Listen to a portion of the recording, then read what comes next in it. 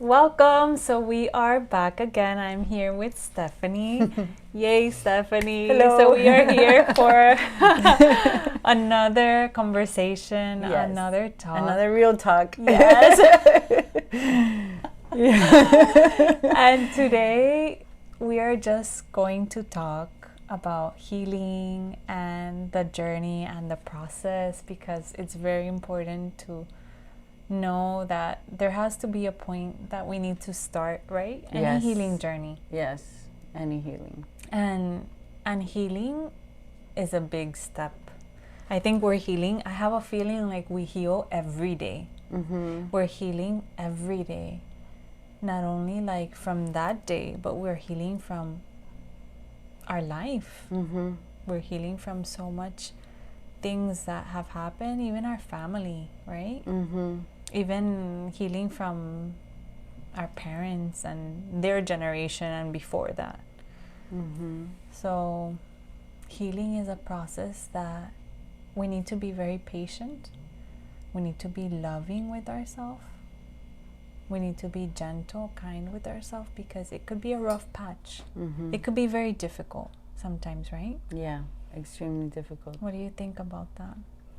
Well, I would have to share my healing journey. Oh. I wouldn't say I'm healed though. I think we're always on this journey. My healing journey has been a very long process. Yeah.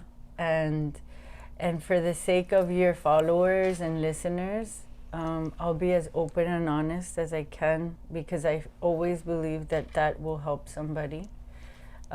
Sometimes people don't know that they're actually in need of healing or to be aware of healing, and they get stuck in their day-to-day or whatever it is that they're doing, and they don't realize that their emotions are being suppressed, or that they're living an emotion that is not true to who they really are.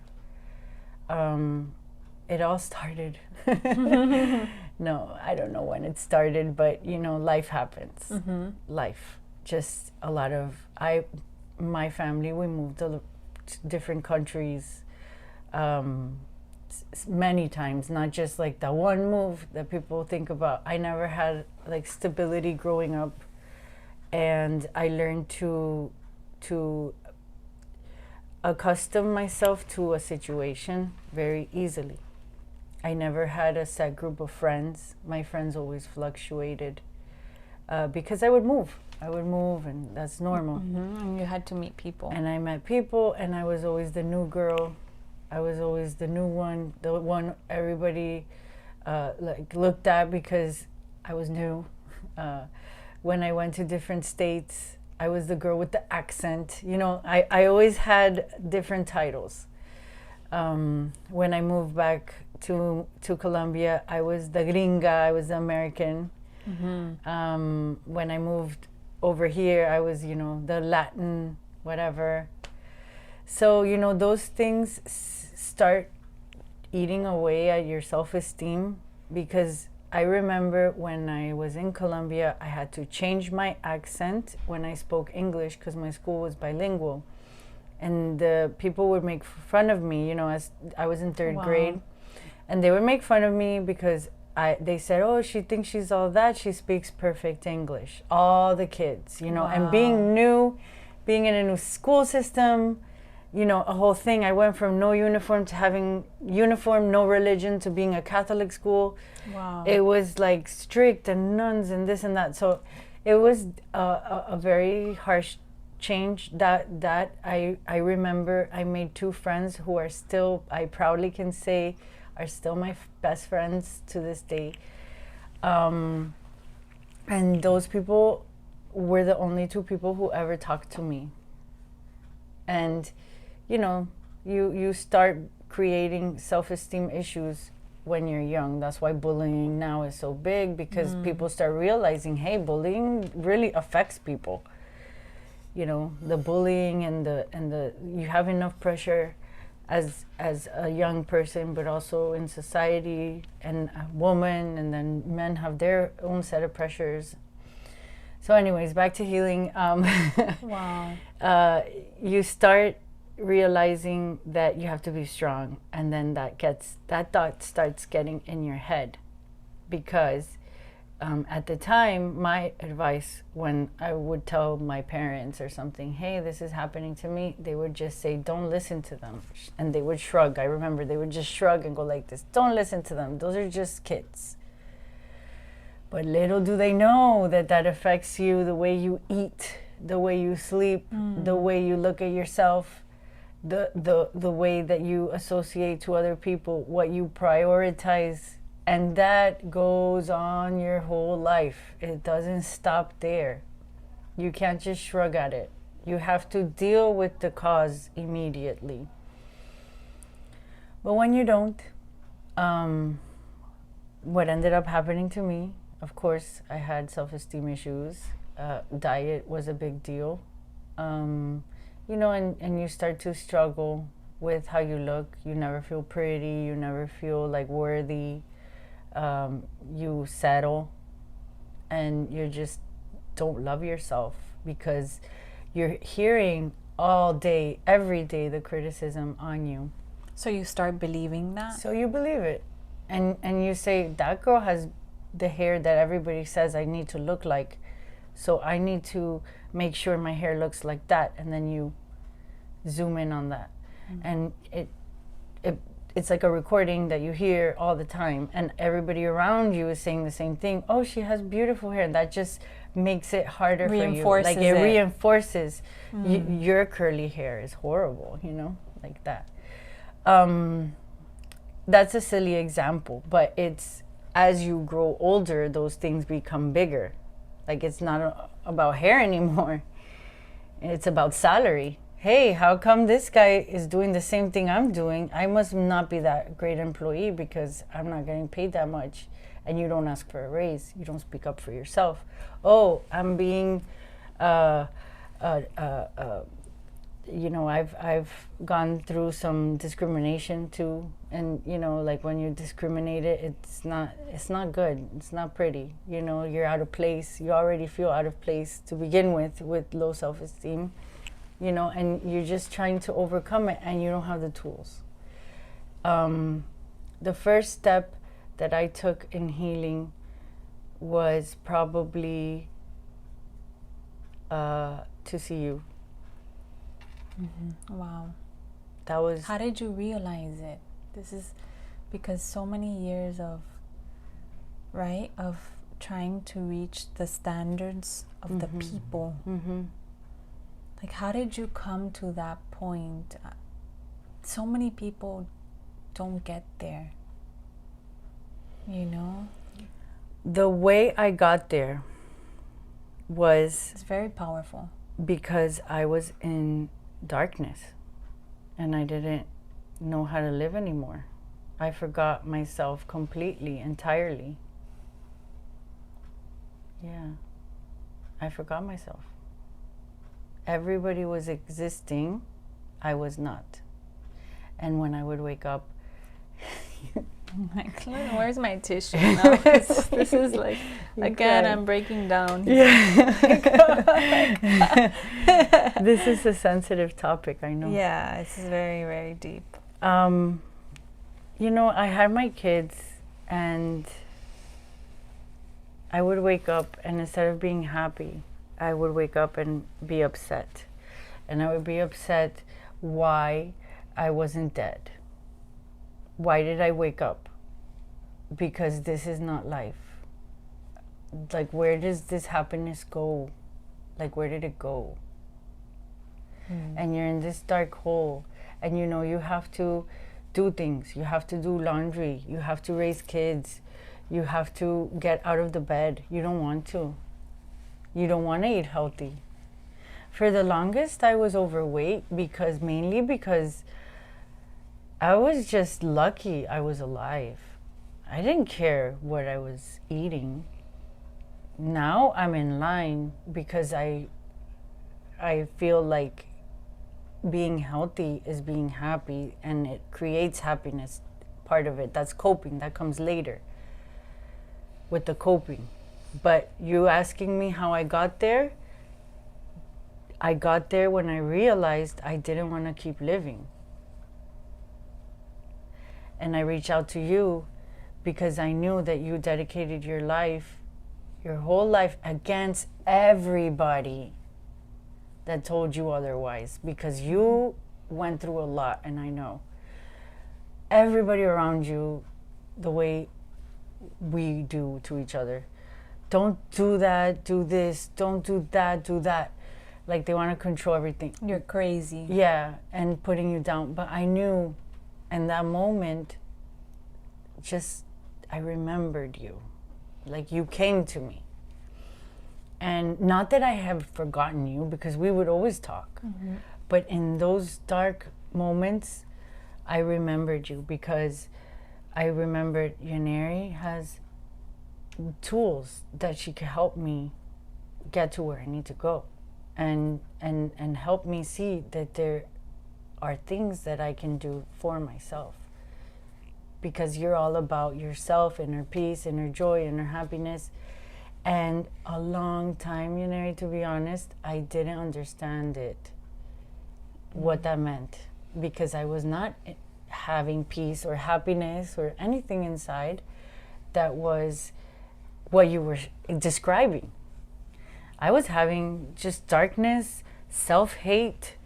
It's not like I didn't get to the point of attempting to kill myself. I didn't get that far. But the thoughts were there. Yeah. I cannot deny it. And that's when I said, you know what, how am I going to leave? And my kids, my kids are my life. Like, they're my priority. So I was like, my kids, what am I saying? And then I just thought, what can I do? Because this is, like, I've always believed nothing changes if nothing changes. Yes. So a change has to happen. Yes. Let go and let God. But when those sayings, you say them, right? And nothing happens, inspires it. It doesn't trigger anything. It just is like words. That's how, if that makes sense. So I said, I'm emotionless. I don't have emotions. Like I'm just numb. Numb. Robot. To everything. And nothing comes in and nothing comes out. No understanding of what's around me. Just like, okay, let's have dinner. It's time for dinner. Okay, let's have a shower. It's time for the shower. Okay, time for bed. You lay there in bed with insomnia. Eyes wide open. What do? Get your brain to shut off. How do you shut off your brain? You can't. You can't. And the thoughts were circulating more and more. You recycle the garbage. The garbage. You just recycle it because there's no outlet. And a lot of people say, just wake up early, go exercise. Do you know how hard it is? Super hard. To just get out of the bed when you're going in that darkness, when you're living your darkness like every day. It's extremely hard. So I connected with you, and I got a marma, I got the yoga nidra, I got the yoga, I got the meditation, and I tried to incorporate those things. And I started to see a therapist. I went to a psychiatrist. I got diagnosed what I needed to get. The therapist helped me with a lot of tools. She was amazing. I think you met her one time.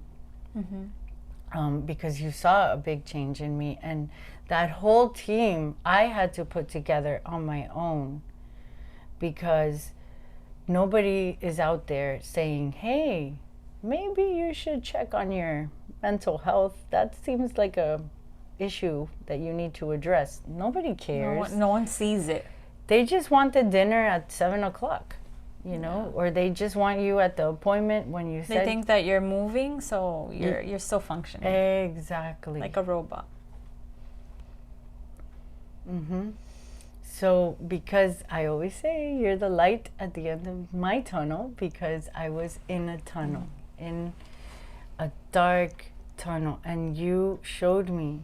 It's like, if I can describe the first time that you laid me in your massage table, and you started to work on me, it was like the image I have, you're gonna think it's silly, but the image I have is I'm like, you know, in a well, and you're looking up and your face is just peeking with a smile.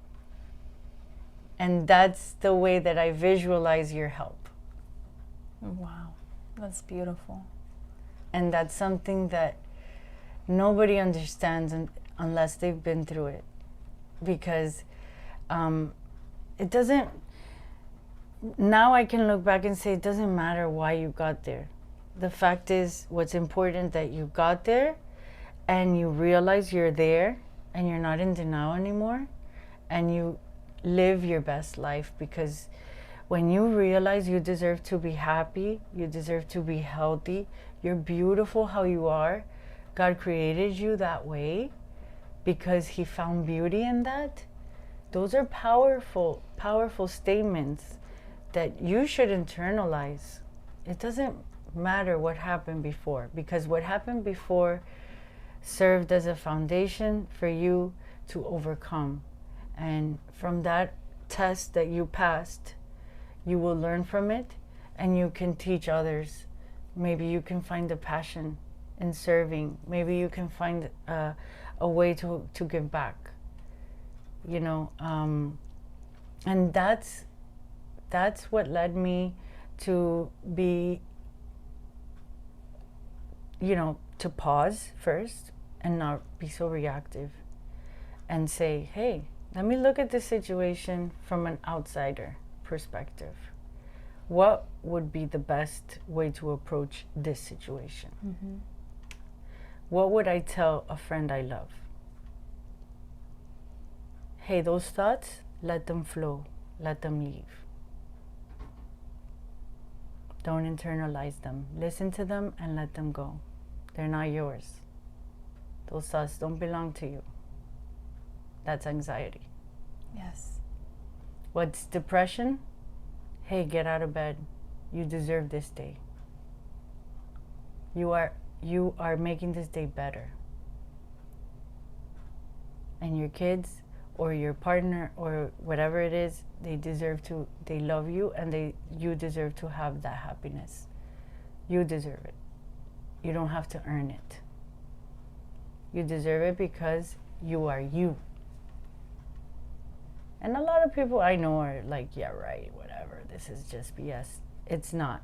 It's your experience and you've gone through it. So I needed to learn that because nobody taught me that I can get love without earning it. What?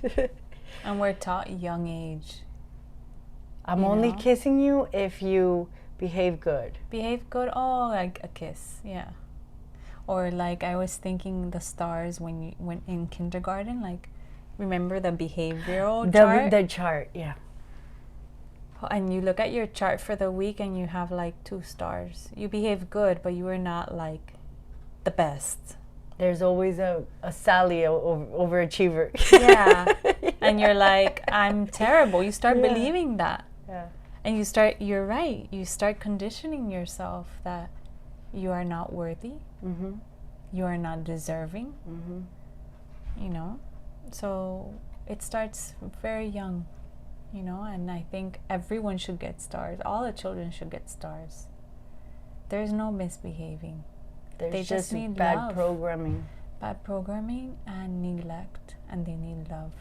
And the same as us, within us there is this child that is crying. Your inner child, yeah. The inner child that is crying for love, for compassion, for just to listen, right? So we don't listen to that child for so many years, and then all of a sudden you want to talk to that child is not going to listen to you. You know, I have a silly story, but I think it applies. I was watching, you know, a Disney movie with the kids, Encanto, with the kids, and you know the Luisa Song. I don't know if you've seen the movie, but the Luisa Song, it's about this magical family, and Luisa, she's the strong one, So when she starts losing her powers of strength, they do it through a song. And then they start singing the song about how she's the strong one, she's the leader, everybody counts on her, she holds all the family's heavy problems and stuff, which really means problems and dramas and all that. But she's the one who's keeping everything together and getting the family through. And there's a verse in one of the songs, it says, in that song, that says something like, give it to your sister, she's not gonna crack. And then she answers back, well, have you ever tried walking like with all this weight on type of, it was a going back and forth. And the first time I heard that song and sat and listened to the lyrics, I cried, because I identified myself with that song. As the oldest one, as the one that's like, oh, everybody's looking up to you, take care of your brother, you're the oldest in the family, like you're the one who needs to do the, measure up. Like you're the one who has to show everyone how it's done. Like that's a lot of pressure for somebody, especially a little girl. A little girl that all you want to do is just be happy, run around, and live life, enjoy, which is the life I want my kids to enjoy. And that's where it comes from for me, because I remember a lot of my childhood. And what having depression ended up doing for me was letting me learn how to reprogram myself for my kids to not have those issues. And I am a cycle breaker. I can proudly say I'm a cycle breaker. I stopped those genetical traumas, no corporal punishment. I don't believe in corporal punishment. I don't do the timeout. My mom, and dad, they disagree with how I parent, but that's okay. Everybody has their own style. They already raised their kids. So now I'm raising my own, and it's a whole nother issue when you have a partner that you're both raising. You gotta learn how to meet eye to eye with the raising of the kids and what you're doing, what you're not doing. And every child is different. That's a big thing. Because from schools all the way down to grandparents, oh, that's not normal. That child is doing that. Hey, wait a second. It is normal for him. Or it is normal for her. Like, you cannot expect everybody to be the same. Or learn the same. Or behave the same. Yeah. They don't even eat the same. You don't even have the same pregnancy. They don't even have the same food choices. Yeah. They're a different being. They're different completely. Even your pregnancies, when you have pregnancies, every pregnancy is different. Some you get nausea, some you don't. Some you get the diabetes, some you don't. Some you get cravings. Some you get cravings, like out of crazy cravings. Others, you don't feel anything. I mean, some are just like you throw up a lot. Others, you don't. I mean, it just depends how the child is. It's beautiful. They're all different. Like you see colors in animals, like, oh, one is black, one is white, one is this, one has spots, that's personalities in humans. Yeah, I'm sure they look like the parent or whatever it is, genetics, obviously, but personalities. And one of my pet peeves is that I have one son. He's more susceptible to words than the other two. So my son, people like to say he's sensitive. I don't think he's sensitive. I wouldn't call it sensitive. I just feel that he is somebody who is very in tune with emotion. He's more creative, like that creative aspect. And more in tune with emotions. He's very in tune with emotion. If you look at him weird, he gets it. Like, he knows what you're thinking. I don't have to say anything. He knows. Whereas the other ones, you could talk and scream and yell, shout, whatever you want, and they're still gonna do their thing. They're not gonna, So to this, the sensitive one is more like in tune with himself. So you don't discipline the same way. Mm-mm. You can't. You have to discipline them. And when they say you don't get a rule book for kids, yeah, you don't. When you have kids, there is no rule book. There is no owner's manual. No. You don't have that. No, like a car manual. Yeah, owner's manual. You don't have that. You don't have it. What he likes to eat or like what he likes to do. Like. No. But you have to know that you're bringing to the table all the trauma, all the good and all the bad. Like, you're bringing good and you're bringing bad. So if you don't want all the bad to flourish and like dominate, you have to tone it down by addressing it. And what people love to do is what? Push it down, push it away, Push cover it it, mask it. And that's what we do a lot of our life. We just mask it and we want to continue with our life. Like, continue with the busyness. Like, I'm busy, right? I hate it when people tell me that. I don't like to use that word. Yeah. I always believe that if somebody wants to talk to you, they will pick up. Yeah. If somebody wants to reach out, they will call. Yes. Like these people that say, I'm sorry, I didn't talk to you last week. I'm so busy. Listen, you didn't want to? That's fine. Because we're not that busy that you can't. I'm sure you talk to your significant other. Like, right? You have time for that. And talking about healing, many people, okay, there are problems, right? Or they think they're problems, quote unquote, right? But talking about the problem constantly, circulating the problem. Oh, and not doing anything about it. Oh. Doesn't solve the problem. I have friends like that. It's so frustrating. So there's no healing there. You're just moving around the garbage. It's like going in a treadmill. You're trying to walk. It's like trying to go on a hike on a treadmill.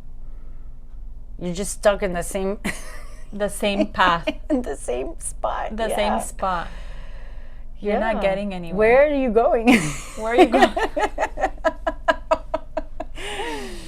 And it's always, okay, I have one friend used to call me all the time from work. Oh, I hate this job. They treat me like this.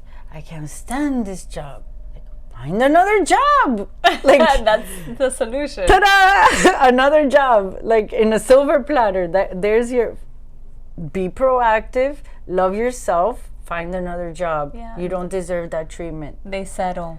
But what happens? Did you apply? No. It's like something weighs them down. They're comfortable. Then And why sometimes you complain? Why are you complaining? Sometimes they love to live in that cycle. Some people enjoy it. Some people love it. The drama. They love feeding off of that. I can't. It takes too much space in my. I don't have storage. I'm running out of storage. Or an energy, Oh, energy that's like already running low. Yeah. So to start the healing process, what do they have to do? They have to realize Step 1, yeah. Like, I have a problem. I have to adjust. I'm not in a good space. I have to do something about it. Right? And Exactly. and then start. I think many people repeat the problem, and repeating the problem is not the solution. And repeating old patterns.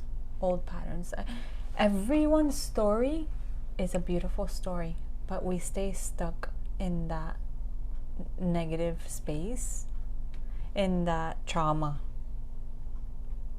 And to grow out of that trauma, we have to accept, I think, right?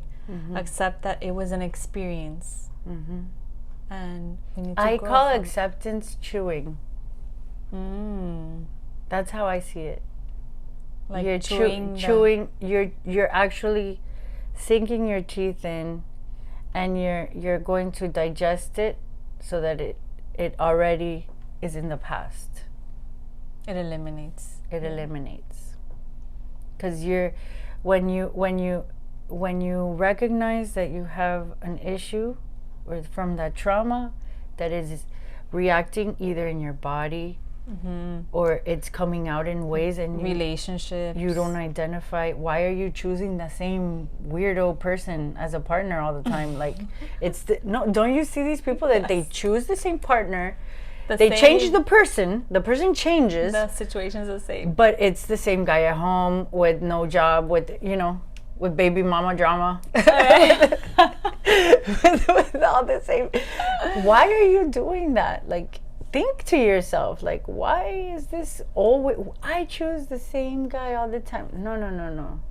You're not choosing. It's something with you that you need to work on.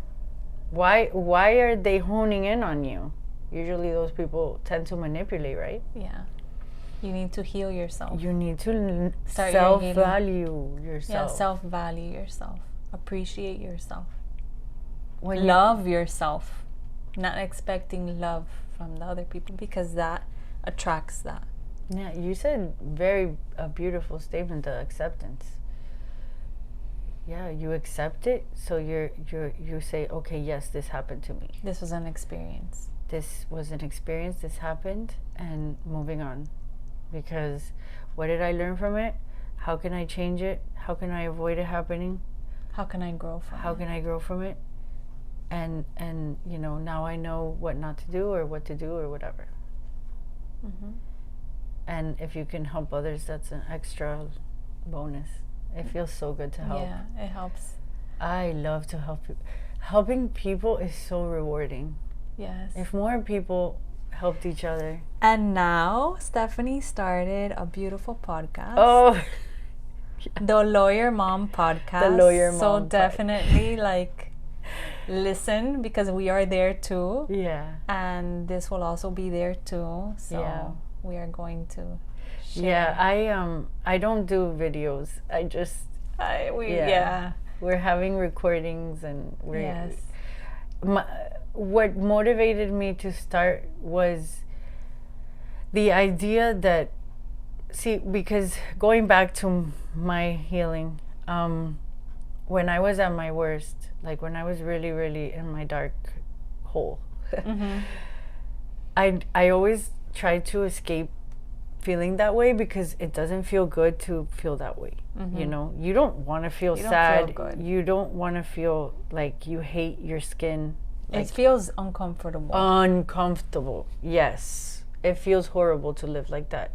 So you find ways to dissociate from that reality. And one of the ways was listening to one of my favorite podcasts. I discovered a podcast. I fell in love with the podcast. I started from episode 1 and just worked my way through all the ladies' episodes. She's a comedian. I love comedy a lot. She's a comedian, so it was really entertaining. And the times when I was doing horrible tasks like laundry or cleaning the kitchen or whatever it was that I wasn't enjoying, I would just put on my headphones if I could, or put her like without the headphones if I had to watch the kids or something like that I couldn't have like my ears. So when I realized how I felt happiness in those moments, so I said, you know what? I used to feel so happy listening to this lady. And she would talk, she was a comedian, but she would talk about things that happen to women, things with her husband, things with her kids. And I identified with that.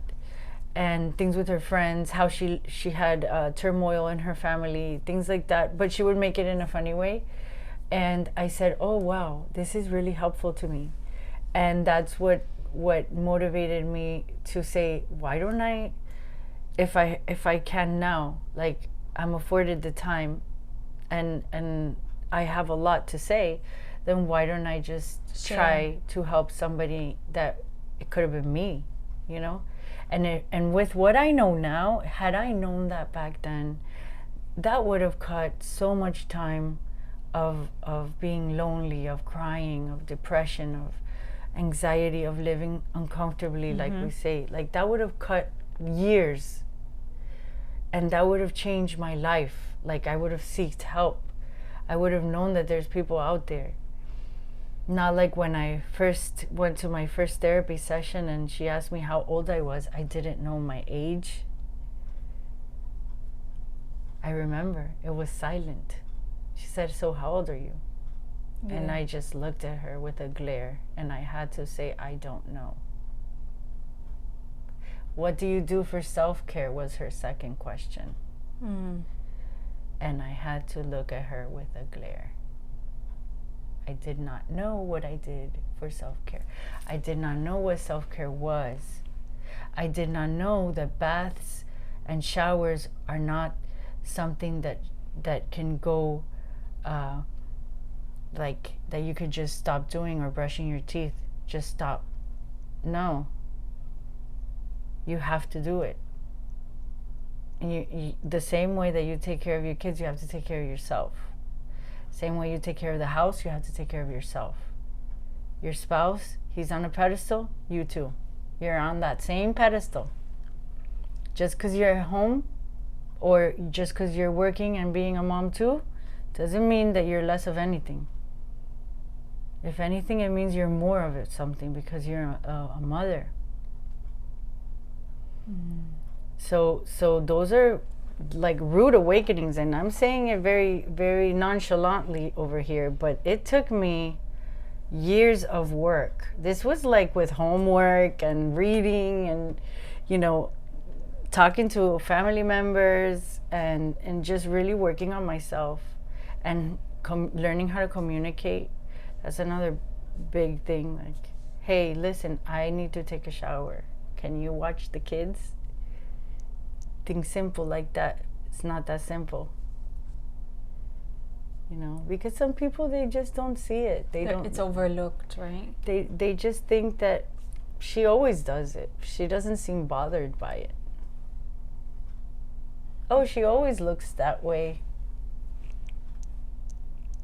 If you don't voice it, nobody knows it. Nobody knows it. So you have to talk about it. Yeah. And talking is healing. Is healing. Talking is very healing. It's healing a lot, and it makes sure that if you're talking and you're letting out the garbage goes. But if you're venting and you really want to get somewhere, instead of being on the treadmill, talking about it and finding how to move on will let you go hiking. Yeah. On that path of healing. But just like what you had said, like, just some people, they just talk and complain. And don't do anything. No. Don't open your mouth if you're not going to be proactive about yourself. That's what I believe. So definitely look within. Yeah. Give yourself the opportunity.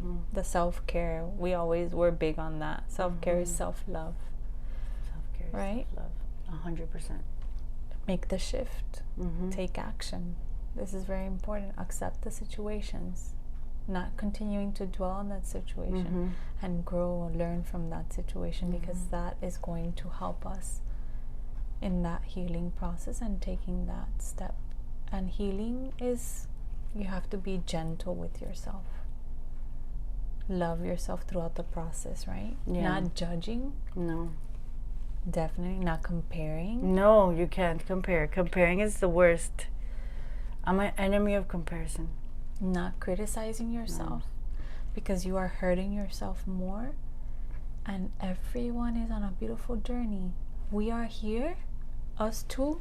We are learning from each other, because your beautiful experiences, I love them. I embrace them. My experiences also, I can share with you with open heart, with love. I am an open book. I don't want to cover anything, because those are my experiences, and maybe you can also learn, and you can also grow from them. So that is why every person, not to judge, to love, not to criticize, to help them And I think this is a beautiful path. Starting your podcast. Thank you. Sharing. You are spreading love to the world. And that is what we are here for. And that is all. We don't take anything else. I love my bed, but I can't take my bed with me. Right? Yeah. But so everything we take is the good we do, the experiences, compassionate communication, compassionate learning. Just open your heart and grow from each other and learn.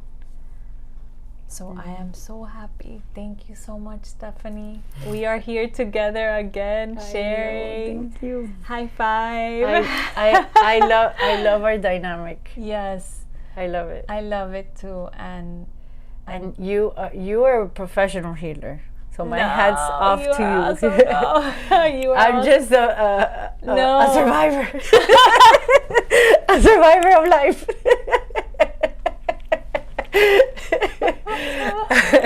I'm surviving. No, but one last thing I need to say, that the path is not easy. But it's beautiful. It's a beautiful path. It's filled with blessings. But I don't want people to get discouraged by thinking that, oh, they're just talking and they're just saying that it's like so easy, right? No, it's not so easy.